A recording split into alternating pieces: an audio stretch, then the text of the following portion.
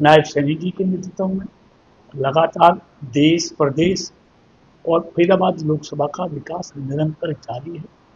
नए आयाम स्थापित हुए हैं और ये विकास रुकने वाला नहीं है, लगातार ये विकास चालू रहने वाला है। पैसे की कोई कमी नहीं है, तो इसलिए विकास में न पहले कमी थी ना। कमेटी का गठन जिस तरीके से हुआ काफी जद्दोजहद रही, उसको किस तरीके से देखते हो? देखिए, सरकार ने कुछ सोच समझ कर किया होगा तो वही बता सकते हैं। एक सवाल ये भी है क्योंकि आपने विकासी बैठक में जो भ्रष्टाचार का मुद्दा निगम में उठाया था, उसको लेकर अब सरकार भी सक्रिय दिखाई दे रही है। कैबिनेट मंत्री विपुल गोयल ने खुद विजिलेंस को पत्र लिखा है कि पिछले 10 सालों के कामों का जांच होनी चाहिए और जो भ्रष्टाचार जिन्होंने किया है वो लपेटे में आने दो। देखिए, निश्चित तौर पर भ्रष्टाचार मुक्त सरकार पिछले 12 सालों में आदरणीय मोदी जी ने देश को दी। आज देश में कहीं आपको घोटाले और भ्रष्टाचार सुनने को नजर नहीं आता। मोदी सरकार में और नायब सैनी जी की सरकार में भ्रष्टाचार के लिए कोई स्थान नहीं। कांग्रेस के राज में जब भी हम भ्रष्टाचार पे बोलते हैं तो बिजली ऐसा करंट हमारे कांग्रेसी मित्रों को लगता है, तकलीफ उनको होती है। हम भ्रष्टाचार की जांच की मांग करते हैं, तकलीफ उनको, क्योंकि कांग्रेस के राज में भ्रष्टाचार को दबाया जाता था और भ्रष्टाचारियों को बचाया जाता था। लेकिन मोदी जी के राज में भ्रष्टाचारियों को पकड़ा जाता है, उनको कड़ी से कड़ी सजा दी जाती है। तो इसलिए अंतर है। इस सरकार में भ्रष्टाचारी किसी भी कीमत पर किसी भी ओहदे पर हो, अगर जनता के पैसे का दुरुपयोग करेगा तो कोई भी हो, कितना भी बड़ा हो, वो बचेगा नहीं, उसको उसका अंजाम तक पहुंचाना। सवाल ये है कि आप कह रहे हैं मोदी और नायब कोई रह गया तो उसकी जांच होनी चाहिए, निश्चित तौर पे होनी चाहिए।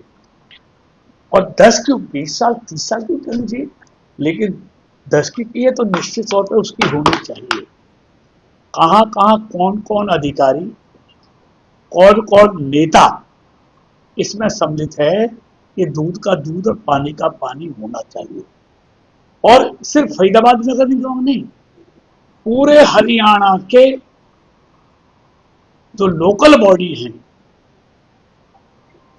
उन सब की जांच होनी चाहिए।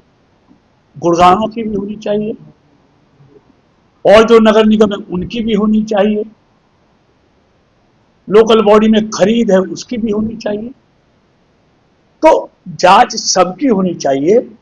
और मैं समझता हूं मोदी जी के राज में, नायब सैनी के राज में जांच निष्पक्ष होगी, दोषी बचेगा नहीं, चाहे कितना भी बड़ा हो। मंत्री जी, जिस तरीके से गुटबाजी की चर्चा रही नगर निगम के लेकर, उसमें अब एक गुट को बताया जा रहा है कि तरजीह दे दी गई है, दूसरे गुट को भी तवज्जो मिलेगी डिप्टी मेयर और सीनियर डिप्टी मेयर। देखिए, कोई गुटबाजी नहीं, सब बीजेपी के कार्यकर्ता हैं, सब बीजेपी के लिए काम करते हैं, सब मोदी और नायब सैनी जी के सिपाही।